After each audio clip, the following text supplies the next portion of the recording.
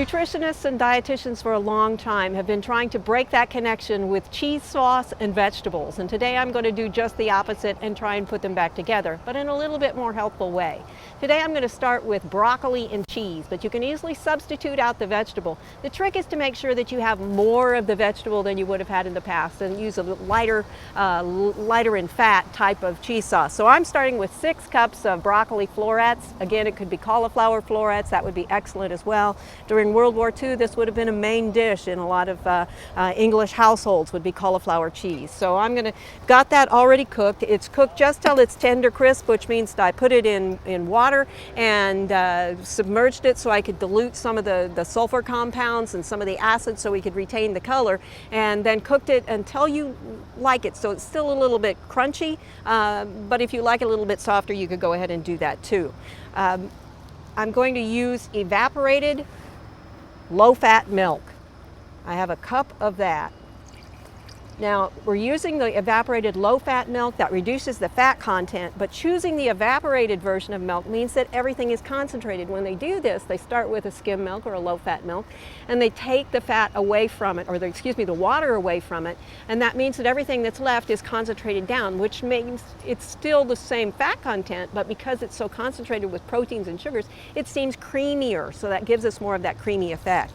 Also in this, I have a tablespoon of cornstarch. So we're just basically going to make a white sauce here, see if I can get the rest of it out.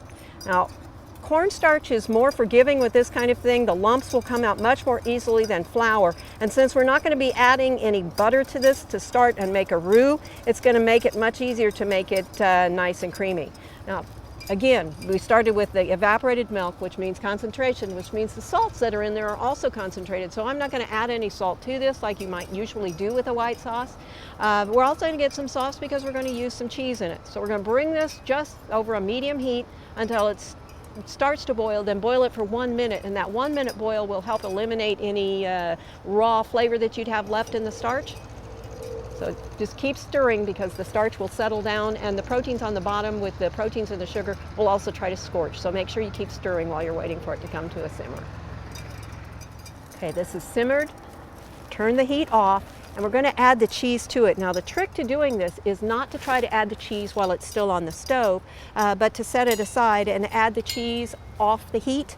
And I'm using a sharp cheese. And because I'm using sharp, I can use less because sharp has a more concentrated flavor. This is also a reduced fat sharp cheese.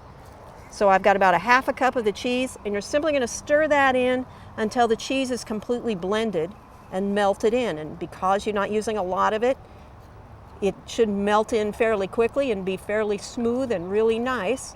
And the next ingredients that we have are 1/4 of a teaspoon of Worcestershire sauce, and 1/4 of a teaspoon of hot sauce. And you can adjust either one of those to taste. If you don't like either one of those, what you can do is when you add the thickener, simply add to that at that point in time a little bit of dry mustard. This is ready to go. We have our hot broccoli over here. We're going to spoon some of the sauce over the top. This makes 6 servings, so when you started with 6 cups of broccoli, it fits the new dietary plan quite well with getting at least half of your plate filled with fruits and vegetables. Now you could also stir the broccoli in here. I think that damages the broccoli a little bit, tends to mush it and break it even if it's not cooked real fine or cooked a lot.